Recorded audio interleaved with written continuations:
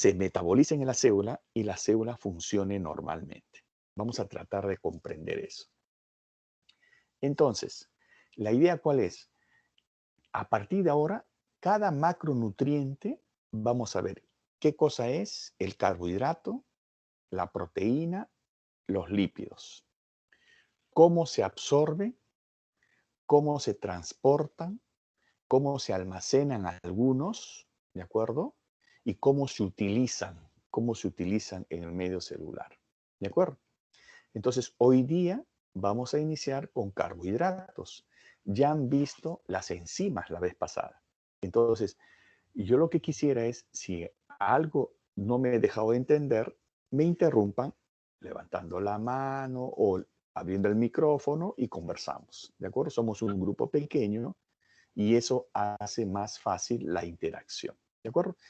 Me gustaría que cuando pregunten algo, prendan su cámara para ir conociéndonos, ¿de acuerdo? Porque esto de estar es como si estuviera hablando al vacío, ¿no? Entonces, mi nombre es Carlos del Águila, yo soy profesor principal de la Facultad de Medicina, soy médico con maestría en nutrición, doctorado en medicina, enseño en la facultad ya hace más de 30 años, ¿no? Voy a tener el gusto de estar con ustedes en las teorías y en la sesión de práctica, ¿de acuerdo? Entonces, vamos a comenzar haciendo la presentación correspondiente. ¿Alguna pregunta hasta acá? No, profesor. Perfecto. Entonces vamos a hacer la presentación. Voy a compartir la bandeja ya un ratito.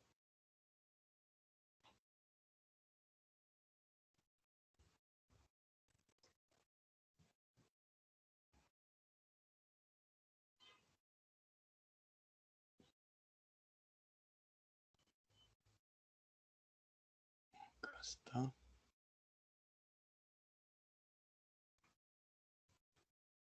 ¿Se ve la pantalla?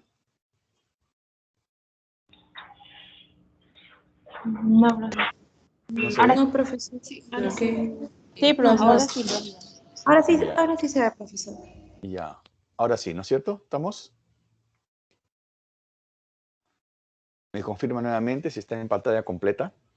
Sí, profesor. Sí, sí. Sí, este Ya. profesor. Ok. Entonces, un ratito.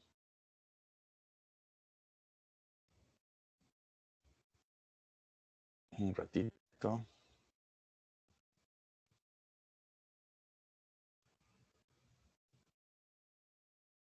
Ok.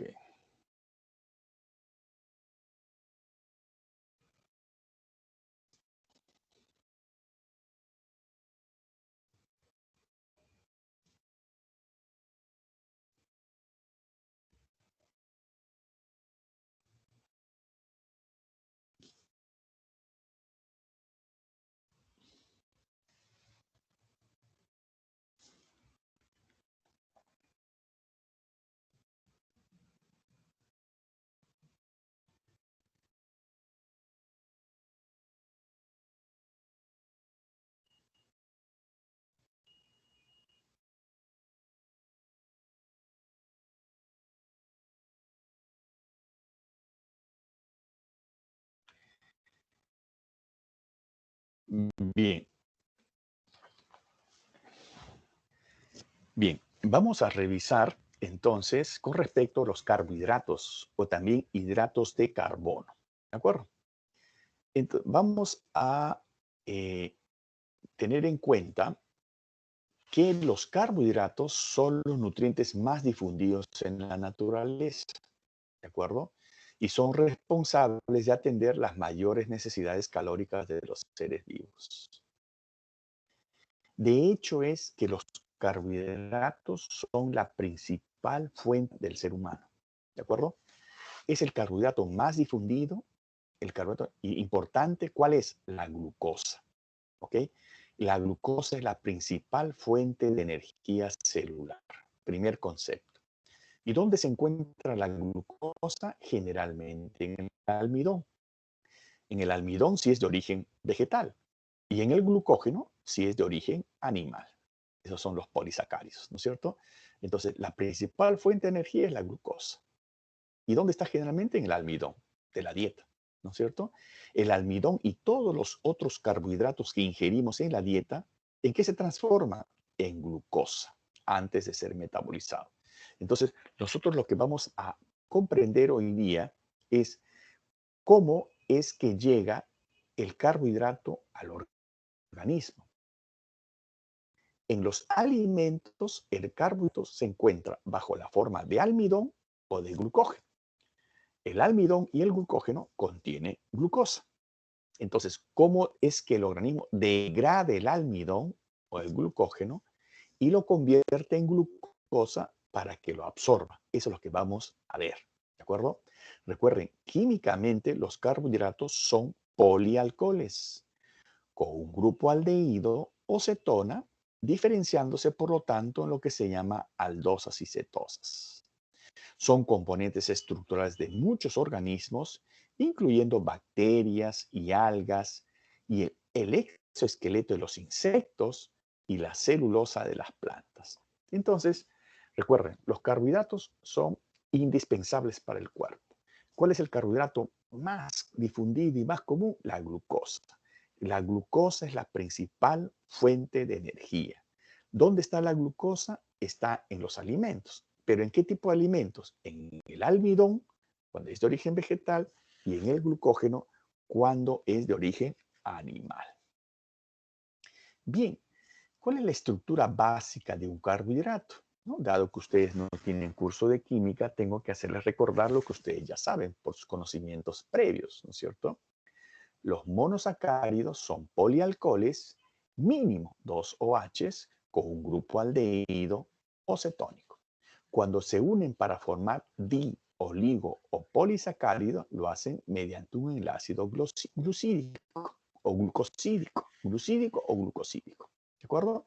Entonces, de acuerdo a eso, ya se van formando la estructura de un carbohidrato por los enlaces glucosídicos, ¿no? Se forman disacáridos, oligosacáridos o polisacáridos, cuando son varias unidades de glucosa. Por eso es que la clasificación contempla eso, de acuerdo a su complejidad en monosacáridos, en disacáridos, en oligosacáridos y en polisacáridos, ¿no? Los monosacáridos, ¿no? De acuerdo al número de carbonos, porque esos monosacáridos pueden ser triosas si tienen 3 carbonos, tetrosas si tienen 4, pentosas si tienen 5, hexosas si tienen 6, heptosas si tienen 7. Entonces, recuerden, los carbohidratos se pueden clasificar en monosacáridos, ¿no? Cuando tienen una sola molécula de glucosa. Disacáridos si tienen 2, polisacáridos si tienen más, y cuando ya polisacáridos vamos a ver la diferencia entre ambos. ¿De acuerdo? ¿Cuáles son los azúcares más comunes en el metabolismo? Ahí lo tienen algunas triosas, tetrosas, pentosas, hexosas. Acá está la glucosa, es una hexosa. La galactosa también es una hexosa y la fructosa otra hexosa. ¿De acuerdo? Es la que más vamos a hablar. Glucosa, fructosa, galactosa, que son hexosas. Pero también comentaremos sobre algunas triosas, tetrosas y heptosas. ¿De acuerdo? Esta es la estructura química de la glucosa, ¿no? Es una hexosa, tiene 6 carbonos con 5 grupos con un grupo hidroxilo y un grupo aldehído, ¿no? Comúnmente adopta formas cíclicas semejantes al hexágono o al furano pentagonal. En solución adopta la forma piranósica en 99% y furanósica en un escaso 1%. Y en el espacio la forma piranósica se dispone como una silla o como un bote. En realidad, acá lo que hay que recordar es que es una hexosa, que tiene un grupo, 5 grupos hidroxilo y un grupo aldehído, ¿no? O sea, un grupo CHO. ¿De acuerdo? Bien. Llamamos oligando son los complejos de 3 a 12 monosacáridos y polisacáridos a los que son más de 12 monosacáridos. Ahí está la diferencia entre oligosacárido y polisacárido. Además, se dividen en homopolisacáridos, un solo carbohidrato, o de repente están compuestos por varios monosacáridos de diferentes tipos, que son los heteropolisacáridos. Entonces, ojo, y hemos visto cómo se clasifican los carbohidratos, ¿no? Según su nivel de complejidad, ¿no? En monosacáridos, en disacáridos, en oligosacáridos, que son complejos de 3 a 12 monosacáridos, y los polisacáridos a partir de los 12 monosacáridos. ¿De acuerdo? Y cómo estos se convierten en homo si es un solo tipo de carbohidrato o hetero si son diferentes tipos de carbohidrato. ¿De acuerdo? ¿Dónde están los polisacáridos? ¿No? En los homopolisacáridos, en la reserva, el almidón, la amilosa, amilopeptina, granos y cereales, en el glucógeno, los músculos y en el hígado, en el dextrano también, y la inulina, que es algo artificial, pero se encuentra también en la cebolla y el ajo, ¿no? Entonces, esas son de reserva. Y las estructurales, la celulosa, la quitina y la lignina. ¿Y cuáles son los heteropolisacáridos? El agar, la goma, la celulosa y la pectina. Entonces, acá fundamental es recordar dónde están los polisacáridos en el almidón y en el glucógeno fundamentalmente. ¿De acuerdo? A esos dos nos vamos a dirigir. Entonces, el almidón está formado por cadenas de glucosa. ¿Ok? ¿Y cómo están unidas? Por enlaces glucosídicos. El almidón está unido por enlaces glucosídicos. ¿Cómo se unen? Con enlaces glucosídicos que se establecen entre el carbono 1 de una glucosa y el carbono 4 de la siguiente glucosa. Por eso se llama enlace alfa 1,4. Pero también hay otro tipo de enlace que engloba al carbono 1 y de una glucosa y el carbono 6 de otra glucosa. Estos enlaces 1,4 establecen las cadenas lineales, así, lineales. En cambio, los enlaces tipo alfa 1,6 establecen las ramificaciones, ¿ok? Entonces, por eso es que tenemos un almidón con cadenas lineales y cadenas ramificadas. El almidón es la fuente más importante de carbohidratos de la alimentación. Su hallazgo es esencialmente vegetal. Está constituido en un 15 a 20% por amilosa, ¿no? Estructura helicoidal no ramificada, y un 80 a 85% por amilopeptina, que son las cadenas ramificadas, donde están los enlaces 1,6, ¿no? De 24 a 30 residuos de glucosa unidos por enlaces 1,4 y 1,6. Esa es la amilopeptina. En cambio, la amilosa es más lineal. La amilopeptina tiene ya ramificadas, además de las lineales. El almidón, entonces, está formado por cadenas de glucosa unidas por dos tipos de enlace. Los enlaces que determinan las cadenas lineales, que es 1,4, y los enlaces que determinan las cadenas ramificadas, 1,6. Por otra parte, el glucógeno, que es de origen animal, tiene una estructura bastante similar, pero de origen animal es más ramificada que el almidón, con 12 a 14 residuos de glucosa, unidos por enlaces 1,4 y 1,6. Entonces, tanto el glucógeno como el almidón, ¿en qué difieren? Difieren en que el almidón es de origen vegetal y el glucógeno de origen animal. ¿En qué se parecen? En que ambos tienen enlaces lineales y ramificados. Los enlaces 1,4 lineales y enlaces 1,6 ramificados. O sea, ambos tienen cadenas lineales y cadenas ramificadas. ¿En qué se diferencian? En el origen. Uno es de origen vegetal y el otro de origen animal. Hay otros polisacáridos, ¿no? Que ustedes recuerden, la celulosa, por ejemplo, ¿no? Esto no es digerida, ¿no? En el jugo digestivo. En los rumiantes hay microorganismos que atacan el enlace beta. Bueno, esto es algo más estructural. La inulina, que es un polímero de la fructosa y se encuentra en las raíces de la alcachofa o de la dalia. La quitina, que está formada por unidades de N-acetilglucosamina, ¿no? Es el exoesqueleto de insectos y crustáceos. Y los mucopolisacáridos y los glucosaminoglucanos, que contienen aminoazúcares y ácidos urónicos. Estos son otros polisacáridos para su concepto. Pero los más importantes que vamos a ver y que tienen que retener es el almidón y el glucógeno. Bueno, cuando se convierten en unidades básicas, miren todo el entrevero que hay en la mente de uno, ¿no? A veces la bioquímica mostrada así es muy árida, pero acá lo vamos a hacer paso por paso, ¿de acuerdo? De acuerdo que vamos a ir acompañándonos en este proceso de aprendizaje. ¿Alguna pregunta hasta acá, delegada? Catherine. No, profesor, todo claro. Hasta ahora Ya, solamente ha habido un momento donde se me escuchaba medio paralizado, pero volvió a la normalidad.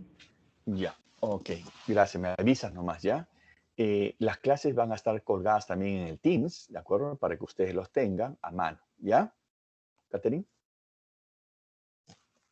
Ok, profesor, muchas gracias. Bien. Entonces, ¿cómo es que nosotros como humanos utilizamos los nutrientes? ¿Cuáles son los nutrientes? Las proteínas, los lípidos, ¿no? Las grasas. Esos son los nutrientes en general. Nosotros, ¿cómo lo utilizamos? Oxidamos nutrientes. ¿Eso qué significa? Que utilizamos el oxígeno para utilizar los nutrientes, los oxidamos. Por eso es que nuestro metabolismo es aeróbico. ¿Cómo es el metabolismo del ser humano? Aeróbico. Por eso es que nosotros oxidamos nutrientes. ¿Y cómo lo oxidamos? La grasa, carbohidratos y proteínas los utilizamos gracias a que utilizamos oxígeno al final. Pero eso tiene un orden. La grasa lo degradamos, el carbohidrato lo degradamos, las proteínas los degradamos y los degradamos en componentes básicos. ¿Cuáles son los componentes básicos de las grasas? El ácido graso, el glicerol. El componente básico de la carbohidrato es la glucosa y otros monosacáridos. Y la proteína, aminoácidos. Una vez que los degradamos, estos ya son utilizados en la célula y son degradados a una vía final común, que es la llamada acetilcoenzima A. Esta acetilcoenzima A forma ya el inicio del ciclo de Krebs, ¿no?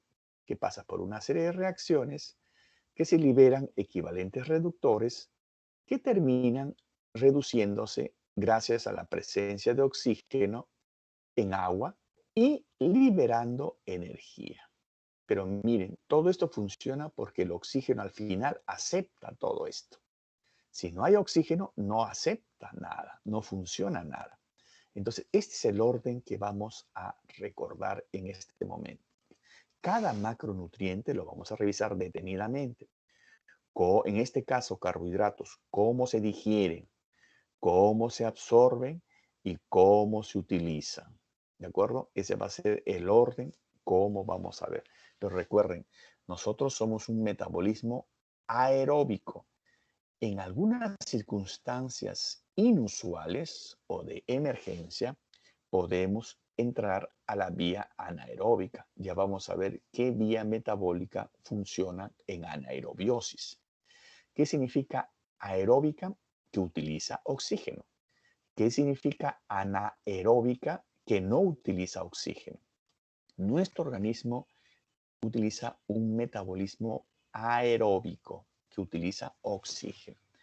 Por eso que ustedes han visto que la forma como respira el ser humano es importante para que tome el oxígeno, porque el oxígeno es necesario para que funcione este circuito también. ¿De acuerdo? Ya vamos a ver en condiciones donde el ser humano no puede captar oxígeno, cómo esto se altera, ¿no? Bien, entonces, con respecto a los carbohidratos, ¿qué tenemos? Nosotros ingerimos o almidón o glucógeno. Bien, y si ingerimos almidón o glucógeno, tenemos que degradar el almidón y el glucógeno, ¿no? Mire, antes de pasar acá, estas son las cadenas lineales. Cadenas lineales. Las cadenas lineales están unidas entre el carbono 1 y 4. ¿De acuerdo? Estas son las cadenas lineales. Carbono 1 y 4. Y establecen las cadenas lineales. Y estas son las cadenas ramificadas. 1, 6. 1, 6. Carbono 1, carbono 6. Acá es carbono 1, carbono 4. Entonces, estos son enlaces 1,6 que establecen las ramificaciones. Y estos son los enlaces 1,4 que establecen las cadenas lineales. Cuando uno ingiere un elemento de esta naturaleza, que es un almidón, un glucógeno, nuestro cuerpo, para obtener cada molécula de glucosa, tiene que degradar, ¿qué cosa? Los enlaces 1,4, ¿no? Y tiene que degradar los enlaces 1,6. ¿De acuerdo? Porque si uno degrada, por ejemplo, a este nivel el enlace 1,4, se libera esta glucosa. Miren. Pero si por ahí se hidroliza este enlace, se forman dos moléculas de glucosa unidas, que es la maltosa. Y de repente la hidrólisis llega a este nivel y se forman tres moléculas de glucosa unida, que es la maltotriosa. ¿De acuerdo? La glucosa, maltosa, dos moléculas de glucosa y la maltotriosa, tres. Ahora, la actividad de la enzima, conforme se va acercando a el enlace ramificado, se va enlenteciendo, va disminuyendo su actividad. De tal manera, cuanto más cerca están acá al enlace ramificado, disminuye su actividad y queda esta fracción. Al quedar esta fracción, se forma una fracción limitante. Se le llama destrina limitante porque hay cierta dificultad de degradarla cuando se acerca a la ramificación. Entonces, acá, si nosotros ingerimos un almidón, tenemos que degradar enlaces 1,4 y enlaces 1,6. Entonces, volvamos acá. Durante la masticación, por supuesto, nosotros usamos la saliva, masticamos, ¿no?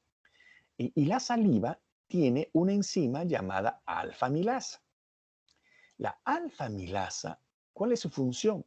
Romper el enlace 1,4. Entonces, ¿qué enlaces va a romper? Si rompe los enlaces 1,4, yo les pregunto, ¿rompe enlaces lineales o ramificados? A ver, ¿quién me contesta? Lineal. Muy bien, así es, ¿ok? Entonces, la alfa-amilasa que está en la saliva comienza a destruir los enlaces lineales, ¿de acuerdo? Entonces, pero no tiene otra enzima, de tal manera que pensar que la amilopeptina o el glucógeno contienen enlaces 1,6, no hay degradación ahí, ¿no? A maltotriosa, maltosa, isomaltasa con enlace 1,6. O sea, lo que se degrada es fundamentalmente esto, enlaces 1,4. Pero como el tiempo de masticar no es, pues, mucho el tiempo que tiene masticando el alimento, la digestión se detiene. ¿Por qué?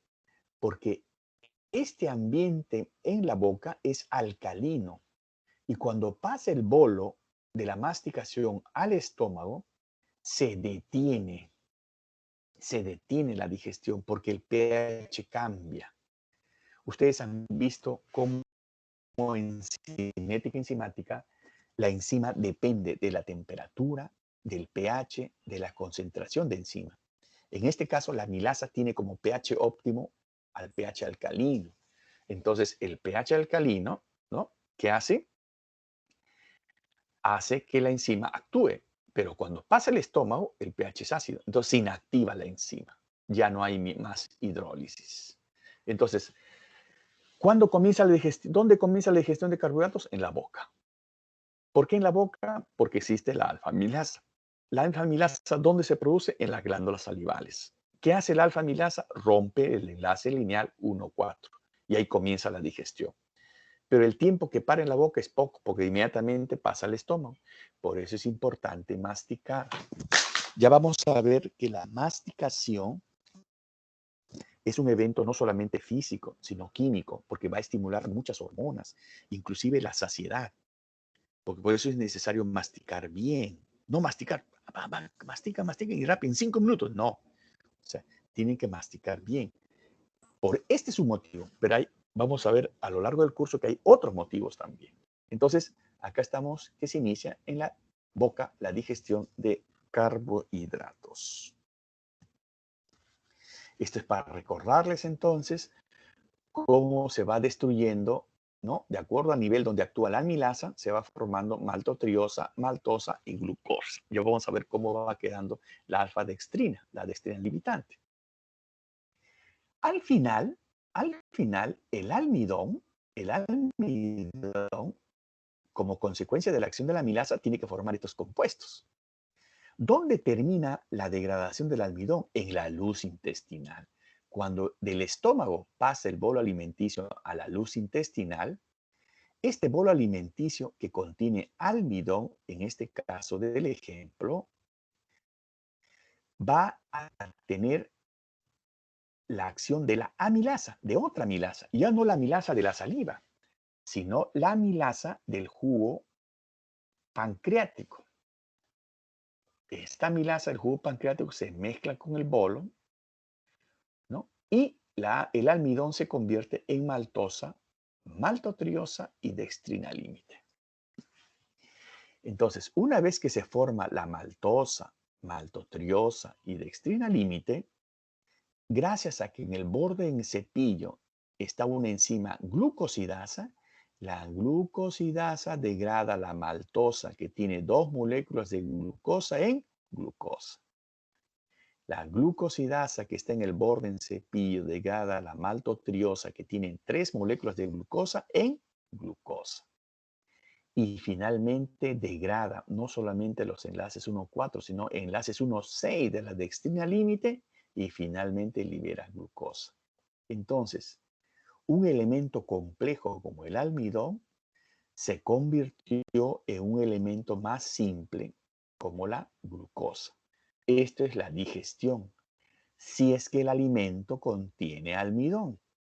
Pero hay que recordar que en la alimentación del ser humano, este no es el único carbohidrato, que puede ser lo que sucede lo mismo con el glucógeno. Glucógeno y almidón pasan por este mismo proceso. Pero muchas veces el carbohidrato es la lactosa, sobre todo en los niños cuando consumen leche, especialmente la leche materna, como ustedes saben. Si la lactosa viene a la luz intestinal, ¿no? La lactosa es sujeto a la acción de la lactasa intestinal. Y la lactasa intestinal degrada a la lactosa ¿en qué? En galactosa y glucosa.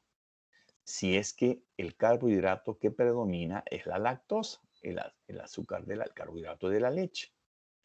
Y si es el carbohidrato de la fruta, la sacarosa. Sobre la sacarosa actúa una sacarasa, que también está en el borde en cepillo. Y la sacarasa, o llamada sucrasa, convierte a la sacarosa en fructosa y en glucosa. Entonces, va a depender qué tipo de carbohidrato llega a la luz intestinal para que actúe la enzima, ¿no? Y hemos visto cómo el almidón es atacado por la amilasa, la lactosa por la lactasa y la sacarosa por la sacarasa. Recuerden que el almidón se degrada solamente en glucosa, la lactosa se degrada en galactosa y glucosa y la sacarosa se degrada en fructosa y glucosa. ¿Está claro esta parte? Sí, profesor. Sí, profesor. Sí, profesor. Muy bien. Ok, perfecto. Entonces seguimos. Bien, una vez que se forman estos 3 porque miren, acá se formaron los 3 monosacáridos. Ahora, lo que vamos a ver es cómo se absorben. Acá está, cómo se van a absorber los tres monos en el lumen. Este es el lumen intestinal y esta es la sangre. Y este es el enterocito. ¿Cómo se van a absorber? La fructosa, que viene del azúcar, tiene una facilidad para absorberse por un transporte de difusión facilitada a través de un transportador de glucosa tipo 5, así se llama, transportador de glucosa tipo 5, que ocasiona una difusión facilitada de la fructosa, entra al enterocito y sale hacia la sangre por un transportador tipo 2 de glucosa, sale a la sangre. O sea, la fructosa no tiene problema. Todo lo que yo absorbo pasa. O sea, quiere decir que yo voy a absorber todo lo que yo absorbo. Y acá hay que tener cuidado, porque la fructosa no tiene límite. Recuerden que la fructosa está esencialmente en la fruta, ¿no? Pero hay fructosa que utilizan artificialmente en todos los líquidos que vienen en cajas, en frascos, gaseosas, jugos esos en frascos, no sé cómo se llaman. Eh, los diferentes jugos que ustedes, pulpín, esas cosas que venden a veces, todos esos tienen fructosa. Y si yo me excedo, estoy consumiendo exceso de fructosa porque no hay mecanismo de regulación acá. Y ya vamos a ver que el exceso de fructosa es dañino, pero no la fructosa de las frutas. Las frutas tienen fructosa, pero no pues en elevada cantidad. ¿De acuerdo? Ahora, ¿qué pasa con la glucosa y la galactosa? Estas se absorben por otro mecanismo. Pueden absorberse pequeñas cantidades, pero fundamentalmente a través de este mecanismo que es un mecanismo de transporte activo.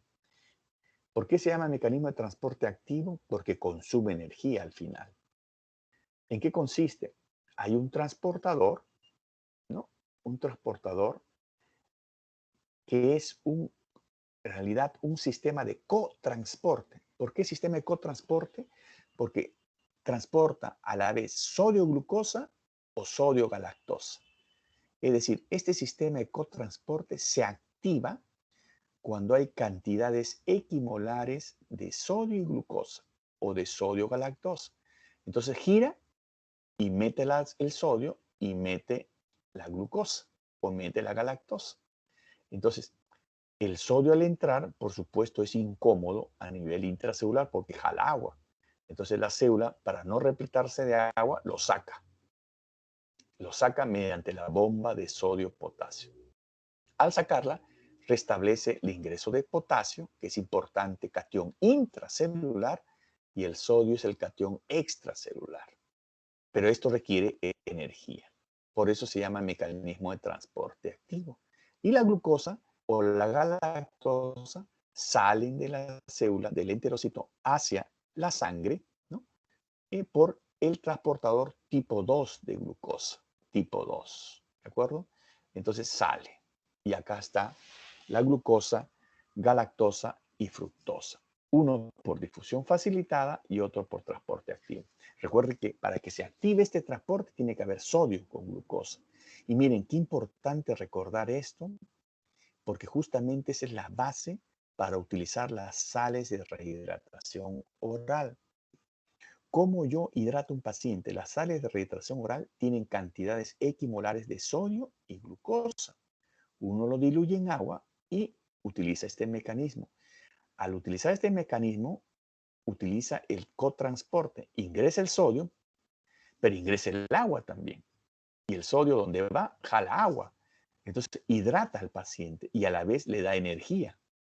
Y esto se activa solamente si hay cantidades equimolares. ¿Y por qué funciona este transporte? Funciona aún en la peor diarrea que tenga. En cambio, esto se anula, pero esto sigue funcionando. ¿Pero cómo funciona? Cuando yo administro líquidos con cantidades equimolares de sodio y glucosa. Por eso que se absorbe fácilmente las sales de rehidratación oral. ¿Alguna pregunta hasta acá?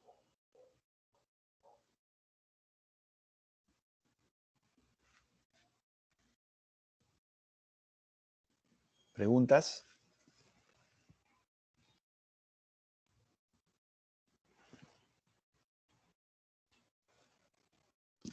¿Me escuchan? Sí, profesor. Profesor, una Profesor. pregunta. En la Ya, última sí. parte, ¿podría explicar un poco? Me perdí. ¿En cuál última Cuando, parte? mm, cuando estaba explicando, no me perdí porque ahí estaba el ATP y en ahí no entendí Ya, muy ya, acá. cómo. Mira, el mecanismo de transporte activo implica consumo de energía. ¿Cómo funciona este mecanismo de cotransporte? Llega el sodio y la glucosa en cantidades equimolares, activa el cotransporte, gira el transportador, incorpora sodio e incorpora glucosa. Al incorporar el sodio, jala agua, ¿no? Las células un poquito se hincha, pero para evitar entrar en lisis, saca el sodio porque se activa la bomba de sodio-potasio. ¿Qué es la bomba de sodio-potasio? Es la bomba que permite la salida de sodio y la entrada de potasio. Pero esto requiere energía. Al sacar el sodio, mantiene el volumen del citosol normal, porque ya el agua sale también, y el potasio entra. Y así la glucosa que entró sale a través del transportador tipo 2 de glucosa hacia la sangre. Entonces, los monosacáridos que estaban en el lumen intestinal salen hacia la luz sanguínea, a la vena porta, para ir al hígado. Ese es el destino de esos monosacáridos. ¿Está claro? Sí, profesor. Profesor, una compañera está preguntando cómo funciona el GT. Algo así Ya, escribí en el ya. chat. El GT es el transportador de glucosa. O sea, este transportador de glucosa es un sistema de cotransporte. ¿Por qué cotransporte? Porque para que funcione necesita dos elementos, sodio-glucosa o sodio-galactosa. Si están presentes los dos en cantidades equimolares, se activa este transportador de glucosa y gira hacia adentro. Al girar, lleva la glucosa y la glucosa al citosol. De esa manera funciona ese transportador de glucosa. ¿Está claro?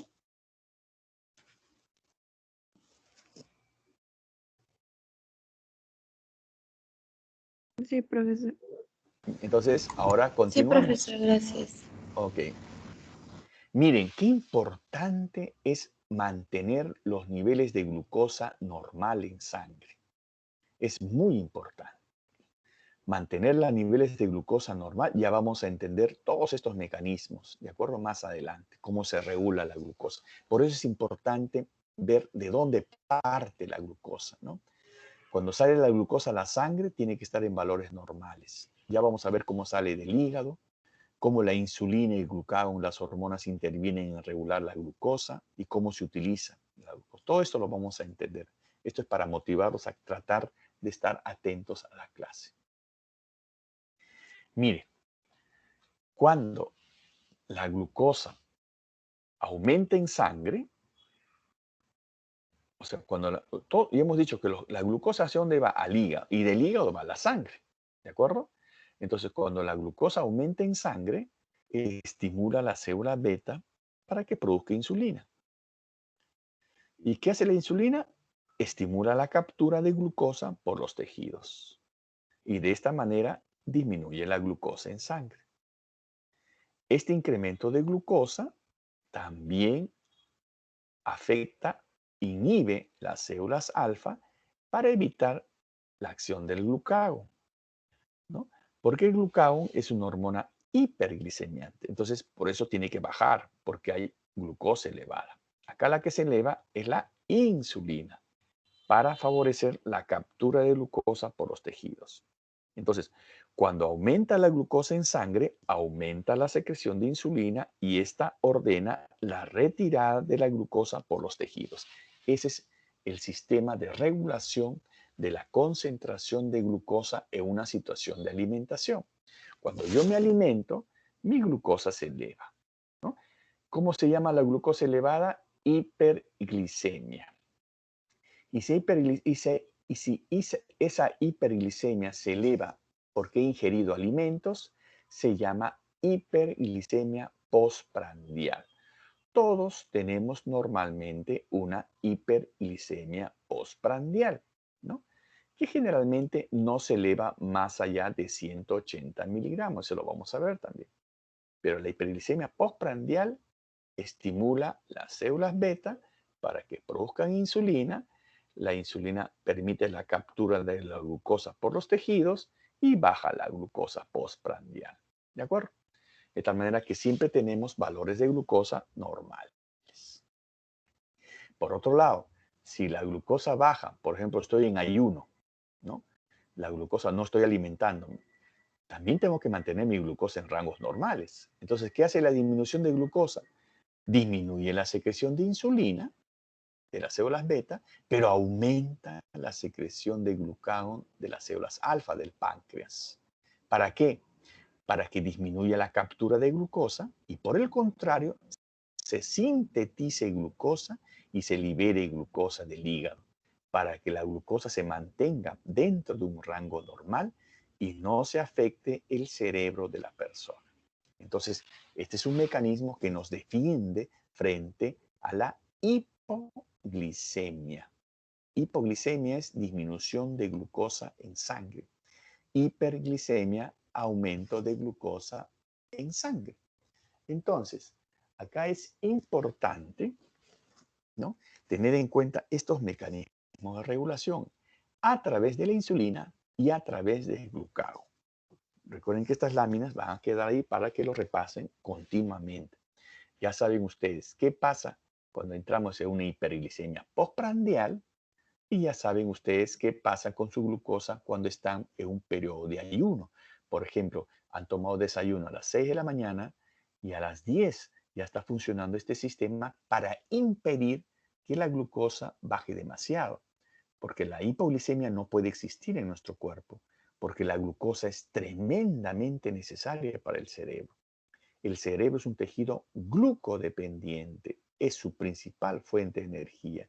Por eso que este mecanismo de regulación asegura el aporte de glucosa al cerebro a pesar que está disminuido. No hay aporte, pero lo saca de donde sea.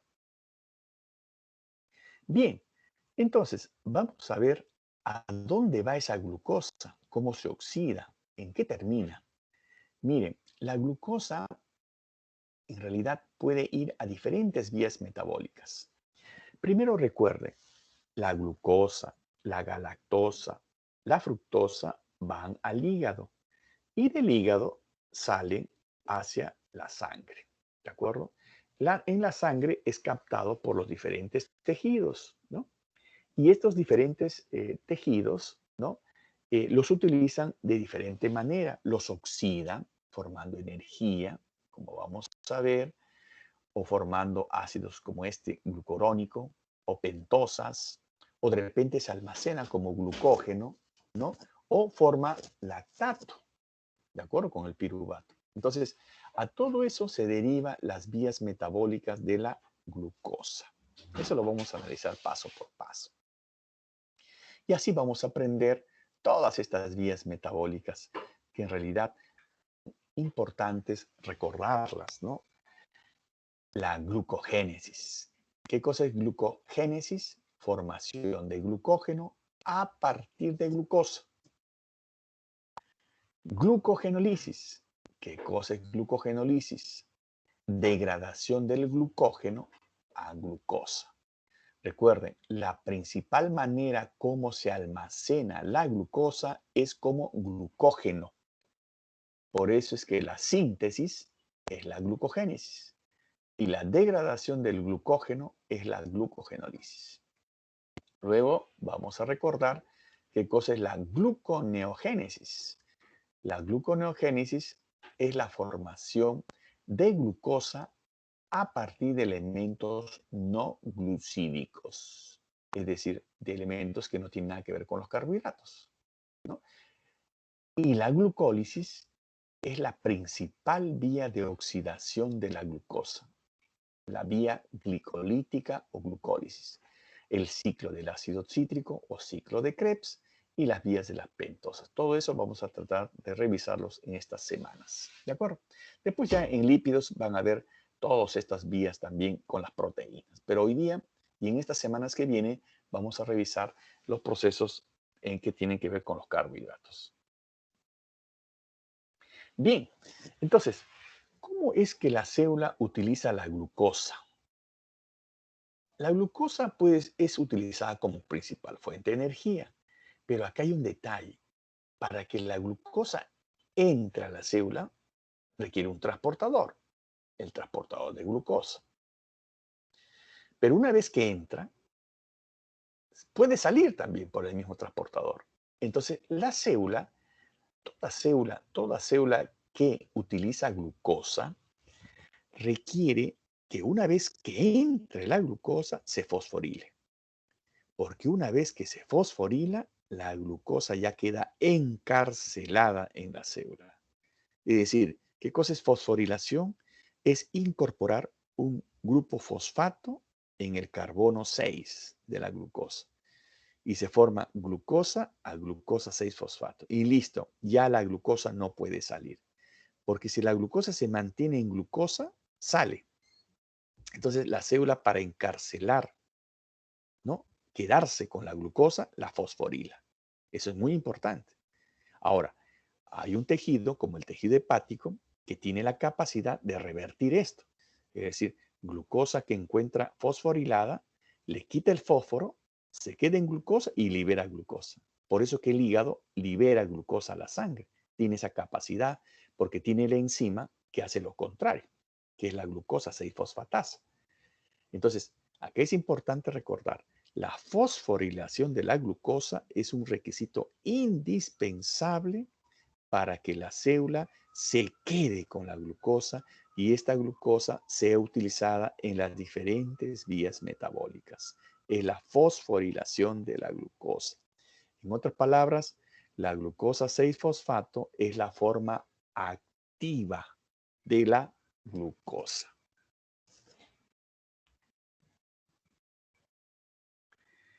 Bien, entonces, ¿qué es lo que vamos a ver ahora? Es decir, ya hemos visto cómo se digieren, cómo se absorben, ¿no?, la glucosa, ¿no?, y cómo es que se convierten en esos monosacáridos que ya se distribuyen en el cuerpo. Entonces, uno de esos monosacáridos, el más importante, es la glucosa. Cuando llega a una célula, esa glucosa, lo que hace es ser utilizada por la célula. Y la utiliza por su principal vía de oxidación, que es la glucólisis.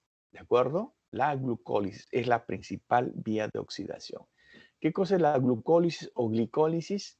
Es derivada de una palabra griega que significa glic, sweet, que es dulce, y de la palabra lisis, que es disolución. O sea, glucólisis significa en griego disolución de lo dulce. ¿De acuerdo? Entonces, eso significa glucólisis. ¿En qué consiste? Es una principal vía de oxidación que se realiza en el citosol. ¿De qué consta? Consta de 10 reacciones enzimáticas. No nos vamos a grabar las 10 reacciones enzimáticas. Yo les voy a describir, lógicamente, pero les voy a enfatizar qué cosa es lo que tienen que llevar como importante de esta clase. Y ustedes van a ver que la glucosa que es oxidada, que tiene 6 carbonos, se va a fraccionar en 2 piruvatos de 3 carbonos. O sea, un carbohidrato de 6 carbonos se va a convertir en 2 carbohidratos de 3 carbonos. Eso es lo que va a suceder, en palabras sencillas, con la glucólisis. Pero para ello se va a consumir 2 moléculas de ATP, que es la moneda energética, ¿no?, el ATP, el adenosín trifosfato, pero se generan 4 ATPs y además se generan 2 coenzimas reducidas o equivalentes reductores. Ya vamos a ver cómo en las diferentes vías metabólicas de oxidación o se produce energía directamente o se liberan hidrógenos. Cuando se liberan hidrógenos de una reacción de óxido-reducción, este hidrógeno no se puede liberar libre porque se pierde y cambia el pH. De tal manera que se libera siempre unido a una coenzima. Por eso es que se produce, por ejemplo, entre otras, el NAD reducido. El NAD reducido se produce una reacción de óxido-reducción. Entonces, este NAD que se reduce tiene que reoxidarse. ¿Y dónde se reoxida? En la cadena respiratoria para producir ATP. O sea, este NAD reducido que se produce en la glucólisis se va a oxidar en la cadena respiratoria y va a producir ATP también. Entonces, qué importante es tener en cuenta esta manera de producir energía.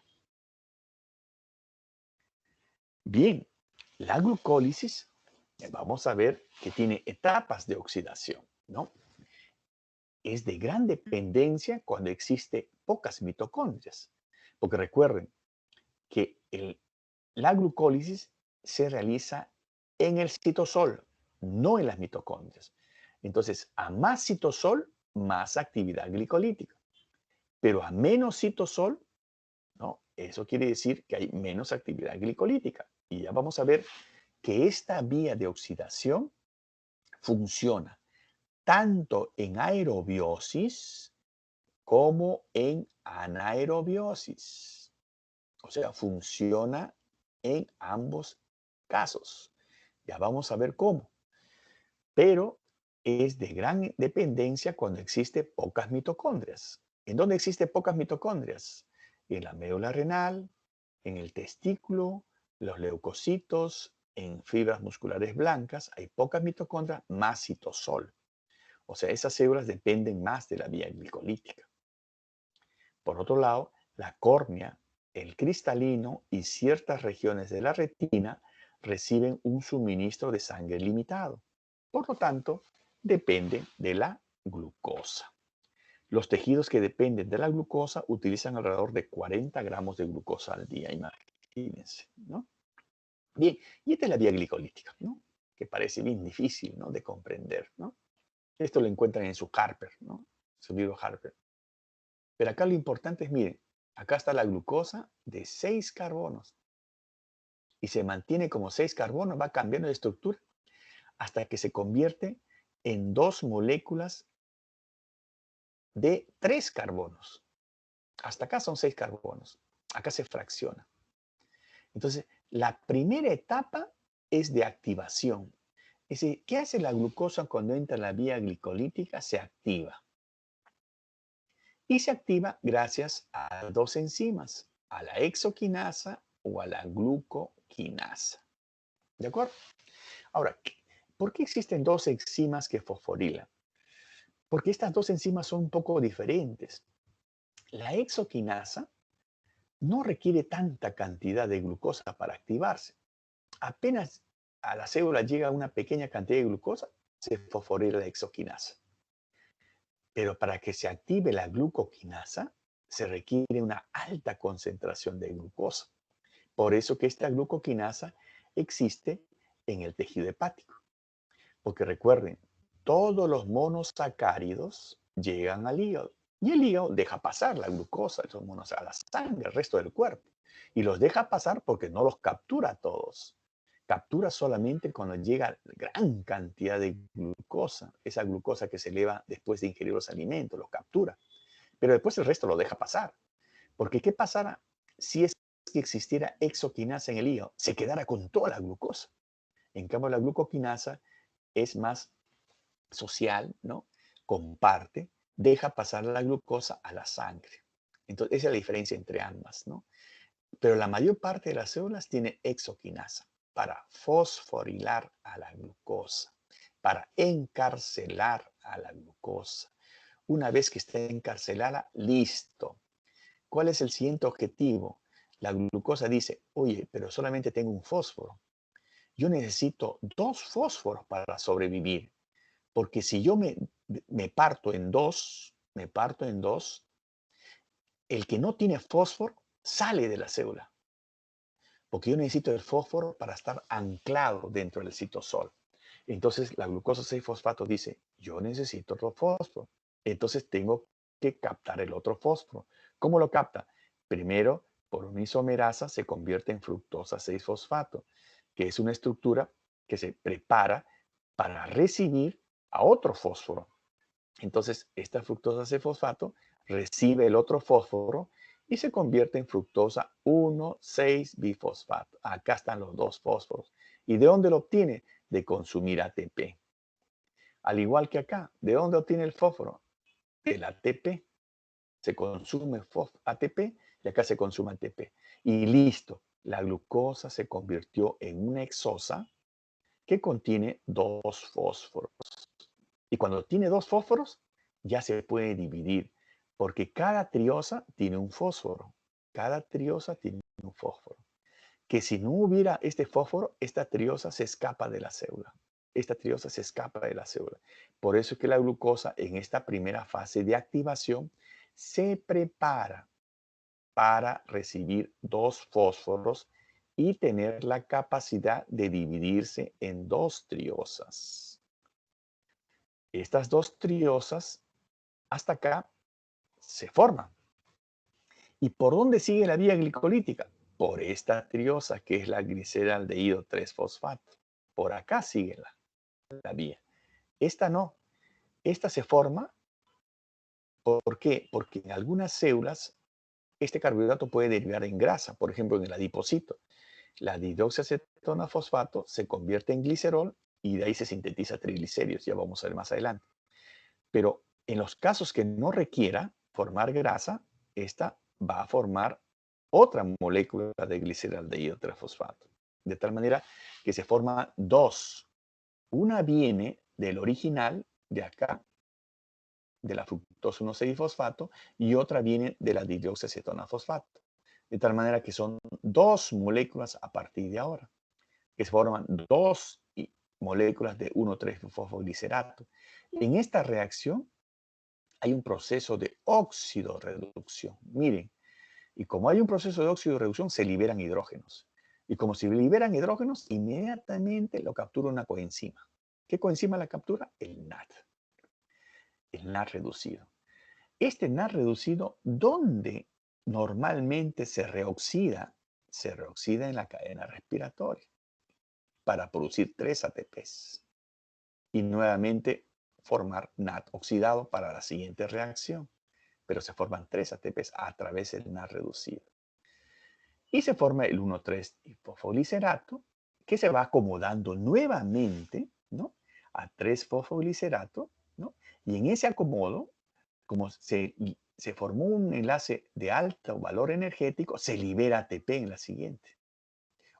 Entonces, al soltar el hidrógeno, se establece un enlace fosfórico de alto valor energético, listo para ser hidrolizado y formar ATP en la siguiente reacción. ¿Cuántos ATP se forman? 2, porque la vía es doble. Entonces se forman 2 ATPs. Acá se forman ATPs a través de la cadena respiratoria siempre y cuando haya oxígeno. Si no hay oxígeno, ya vamos a ver qué pasa. Y las siguientes son para formar otro enlace de alto valor energético que deriva en la formación del fosfenol piruvato. Acá está el enlace de alto valor energético, ¿no? Entonces, acá lo que vamos a ver es que por una piruvato quinasa se forma otro ATP. Entonces, son 2 ATP acá y 2 ATP acá que se forman. Entonces, es muy importante recordar estos pasos. Primero, la formación de las triosas. Segundo, cómo se forman 2 gliceraldehído 3-fosfato y cómo se da este proceso de óxido-reducción. Entonces, en este proceso de óxido-reducción se forma la coenzima reducida, ¿no? Y, perdón un ratito, te llamo después, por favor, te llamo después, ¿sí? Ya, espero tu llamada, ya. Entonces, este proceso de óxido-reducción implica la liberación de una coenzima reducida, ¿no? Coenzima reducida, que se va a reoxidar en la cadena respiratoria si es que hay oxígeno. Si no hay oxígeno, se va a reoxidar en otro proceso que se llama fermentación láctica. Otro evento importante es como resultado de este proceso de óxido-reducción se acomoda el fósforo. Se acomoda el fósforo. ¿Por qué? Porque acá ingresa fósforo, se acomoda un fósforo de alto valor energético. Entonces, este enlace de alto valor energético se hidroliza en la siguiente enzima y se forma ATP, quedando el otro fósforo. Pero ese otro fósforo se tiene que activar y se activan formando el fosfenol piruvato, otro enlace de alto valor energético, y se libera ATP. Entonces, estos fósforos que se van incorporando se van también a activar en enlaces de fósforo de alto valor energético, poco a poco. Acá para liberarse ATP y acá para liberar otro ATP. Se libera 2 ATP acá, se libera 2 ATP acá y se forman 3 ATP por este NAD reducido si es que hay oxígeno en el medio. Y al final se forma, ¿qué cosa? El piruvato. Se forma el piruvato. ¿Ok? Entonces, el fosfenol piruvato hasta piruvato formando ATP. El piruvato es el producto final. Si no hay oxígeno, el piruvato se convierte en lactato. ¿Por qué este proceso? Si no hay oxígeno, este NAD reducido ya no se puede oxidar en la cadena respiratoria. Se oxida en la fermentación láctica, de tal manera que acá se oxida y el NAD nuevamente se restablece. Entonces, mire cómo permite proveer NAD para seguir oxidando glucosa. Entonces, esto es lo que tenemos que recordar de la vía glicolítica. Yo les puedo repetir miles de veces esto. Esto es importante retener. Preguntas.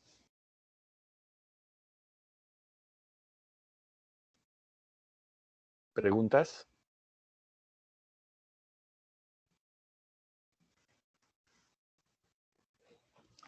¿Preguntas?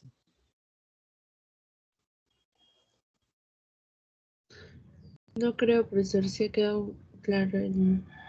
Ya, lo que me gustaría es que repasen esto para no, digamos, dejar de pasar. Ya los voy a repetir otra vez más, una vez más. Miren, la glucosa entra a la vía glicolítica, primero se encarcela formando la glucosa 6-fosfato y luego trata de incorporar otra molécula de fósforo para poder dividirse en 2 triosas. De estas 2 triosas continúa bajo la forma de una, pero son 2. Una viene de la 1,6-difosfato, la fructosa 1,6-difosfato, y otra viene de la dihidroxicetona-fosfato. Esta se reduce, libera protones con coenzimas que se reoxidan, ya sea en la cadena respiratoria si hay oxígeno o en la fermentación láctica si no hay oxígeno. Por eso es que la glucólisis puede ser aeróbica o glucólisis anaeróbica, ¿no es cierto? Pero a otro costo, porque ya el NAD, si se reduce acá, ya no produce ATP. Entonces hay que producir menos, se produce menos ATP. Por ejemplo, una persona que está en cuidados intensivos, ¿no? Está con hipoxia, ¿no? Al tener hipoxia, o sea, falta de oxígeno, ¿no?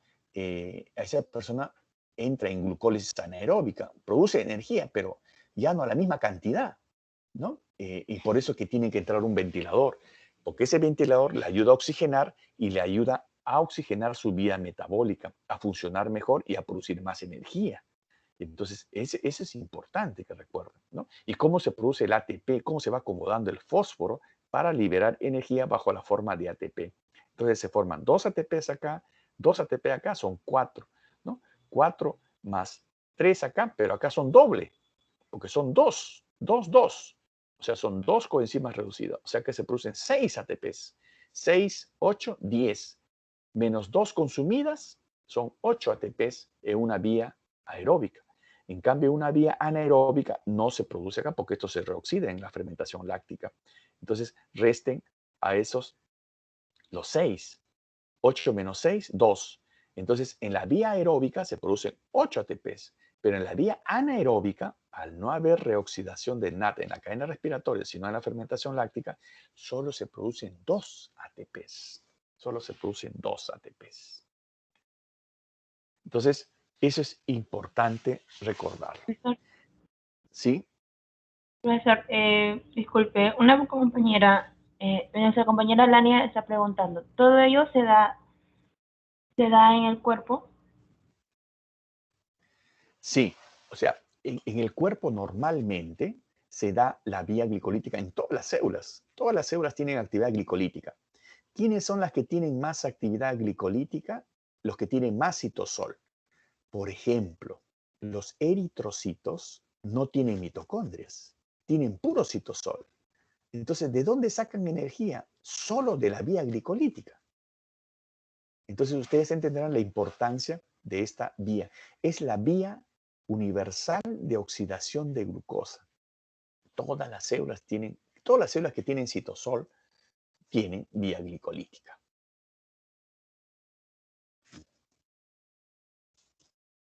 ¿Está claro? Ok, profesor. Sí, eso es para mi compañera. Muy bien. Entonces, seguimos adelante, ¿no? Y recuerden que el destino de la glucosa a nivel celular va a depender de la fosforilación de la glucosa. Recuerden, es necesario formar glucosa 6-fosfato. Y la glucosa 6-fosfato se forma por la exoquinasa que está en la mayor parte de los tejidos y por la glucoquinasa que está especialmente en el hígado y en las células pancreáticas. ¿De acuerdo? ¿Por qué en el hígado y las células pancreáticas? Porque acá llegan para que el hígado, digamos, se quede con la glucosa, requiere altas concentraciones. ¿Y de dónde le llegan las altas concentraciones? Del intestino. Recuerden que la vena porta, que contiene los monosacáridos, llega al hígado. Por eso es que tiene glucoquinasa, para quedarse con una parte y dejar pasar la glucosa a la sangre. ¿Y las células pancreáticas por qué? Porque las células pancreáticas producen insulina. Entonces, la insulina se eleva siempre y cuando se eleve la glucosa. Porque imagínense si tuvieran exoquinasa en las células pancreáticas, apenas detectan glucosa, dispararía la insulina y nosotros tendríamos la glucosa siempre baja, ¿no? Y moriríamos, ¿no? Pero no es así. Entonces, el páncreas tiene glucoquinasa porque requiere todavía una hiperglicemia postprandial para salir la insulina. ¿De acuerdo? Esa es la gran diferencia entre glucoquinasa y exoquinasa, por eso la importancia del KM, que es diferente entre ambas. El KM es mucho mayor en la glucoquinasa y mucho menor en la exoquinasa. ¿Ya? Esto es muy importante recordarlo, ¿no? Y miren cómo la exoquinasa, ¿no? Y acá la insulina estimula el transportador de glucosa en el músculo. Pero en el hígado, la insulina estimula a la glucoquinasa. ¿De acuerdo?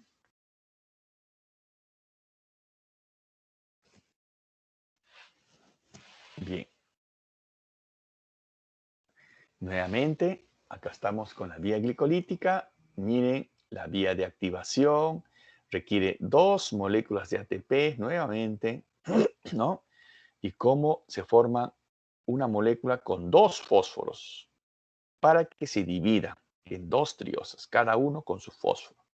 Esa es la fase preparatoria, la fase de activación, donde se consume 2 ATPs para que se forme esta molécula, esta exosa con 2 fósforos y se pueda dividir en 2 triosas. Lo que viene a continuación es un proceso de óxido-reducción, liberación de protones con una coenzima, el NAD reducido, ¿no?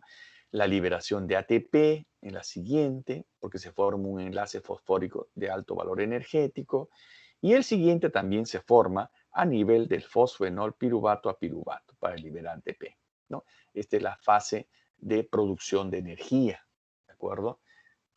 Primero la fase de activación y esta es la fase de producción de energía. Ahora, en el proceso aeróbico, los equivalentes reductores del NAD son transferidos al interior de la mitocondria. Y lo hemos visto a través del NAD, pues, ¿no? En realidad hay lanzaderas, ¿no? La lanzadera, ¿cómo el NAD pasa a la mitocondria, ¿no? A veces pasa el NAD de la mitocondria, porque es impermeable, le pasa a otro NAD, no hay problema. Pero a veces le pasa a un FAT, ¿no? Eso lo vamos a ver más adelante, ¿no? Es el sistema de lanzaderas, porque el NAD se produce en el citosol. Nuevamente acá, mire, la glucosa se convierte en la fructosa 1,6-fosfato, ¿no? Como continúa por la gliceraldehído 3-fosfato, se libera energía, se convierte en piruvato. El lactato se forma siempre y cuando no haya oxígeno. O sea, el lactato incrementa en sangre si no hay oxígeno. Si hay oxígeno, no se produce lactato. El piruvato deriva a formar la acetilcoenzima A, como vamos a ver más adelante. Bien, entonces tenemos la glucólisis aeróbica y anaeróbica. La glucólisis anaeróbica, el piruvato por acción de la lactato deshidrogenasa se convierte en lactato con consumo de NAD reducido. Esto se llama fermentación láctica y esto permite a la glucólisis o glicólisis funcionar en medio anaeróbico. La glicólisis aeróbica, el piruvato no forma lactato, sino forma acetilcoenzima A por otra enzima, la piruvato deshidrogenasa. Entonces, ojo, el lactato solamente se produce en condiciones anaeróbicas. Acá está. El piruvato es el producto final de la glicólisis y forma lactato cuando no hay oxígeno. Cuando hay oxígeno, forma acetilcoenzima A que se va dentro de la mitocondria y comienza a activar el ciclo de Krebs. ¿Ok? Miren, glucosa, piruvato, oxígeno, acetilcoenzima A. Si no hay oxígeno, lactato, pero ya no forma acetilcoenzima A. Entonces, esto deriva, al final, si hay oxígeno, en ciclo de Krebs dentro de la mitocondria. ¿Alguna pregunta? Profesor, ¿en qué otra situación se podría, o sea, la oxigenación, digo, la anaeróbica, ¿en qué otra situación se puede dar? Ya. Y en realidad, el ser humano, un ser humano sano, tiene una función respiratoria normal. Entonces, ¿cuándo uno puede provocar hipoxia? Por ejemplo, si uno está en un ambiente hipóxico, ¿no es cierto? Si uno está en un ambiente hipóxico, por supuesto, le falta el oxígeno y eso afecta el metabolismo. Pero también si uno tiene una bronconeumonía, si uno tiene un estatus asmático, ¿no? Eso también produce hipoxia y eso podría derivar que nuestro metabolismo aeróbico derive a un metabolismo anaeróbico, ¿no es cierto? Que tenga más trabajo para producir energía, ¿no? Esas son circunstancias en las cuales el organismo trata de compensarlo utilizando glucosa en un medio anaeróbico, pero ese es circunstancial. Eso debe ser temporal porque el organismo no aguanta un medio anaeróbico.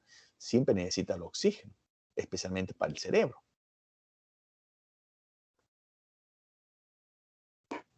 Yo, profesor. Bien. Entonces, nuevamente, miren cómo estoy recalcando esto, porque esto es muy importante y esta va a ser la parte más importante de la clase de hoy. La glicólisis, fase de activación. Acá está la primera fase de activación hasta formar las dos triosas. Y la fase de generación de energía es la siguiente que viene, ¿no? Formando ATP a nivel del 1-fosfoglicerato y a nivel del fosfenol piruvato. Dos fases, fase de activación y fase de generación de energía.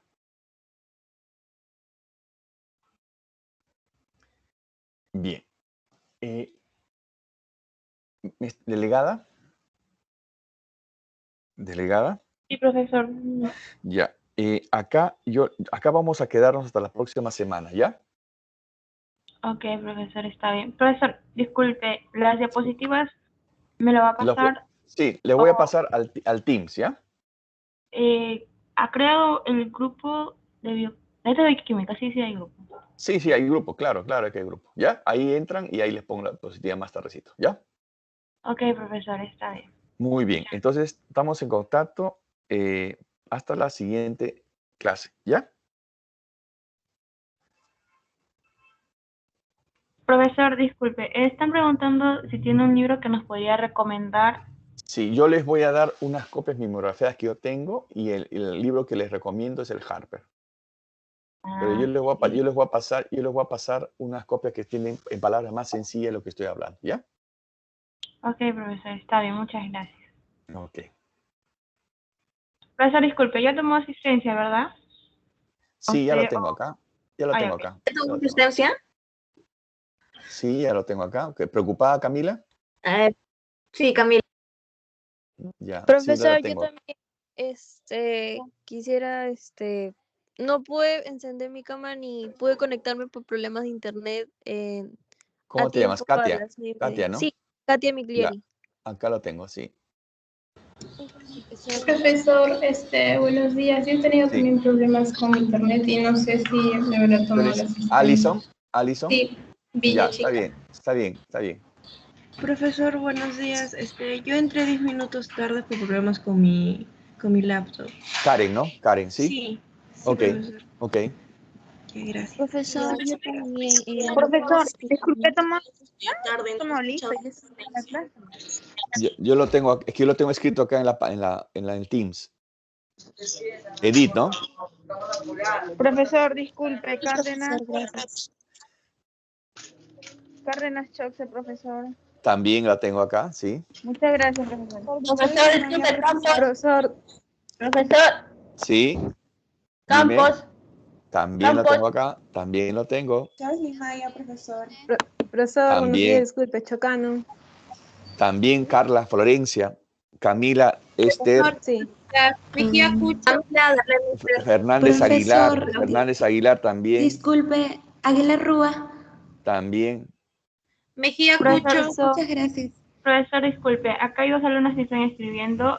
Aguilar Rúa también. Alania Arias está. Maricielo Santander. No, profesor, La que no tengo es Mejía Cucho y Espinosa Asensio y Inés Taipe. Soy Mejía Cucho, profesor. Ah, ya. Mejía Cucho, acá ya está. Es las únicas tres que no tengo. Profesor, buenos días. ¿Me logra Sí. escuchar? Sí, Fernanda García, profesor. también lo tengo acá. Profesor, disculpe, Maita Palomino lo tendrá. También Abigail. Sí, gracias, profesor. Claudia Valeria Mejía también. Yo, profesor. Yo, profesor, gracias. Claudia también. Elia también, Quintana. Sí, gracias, profesor.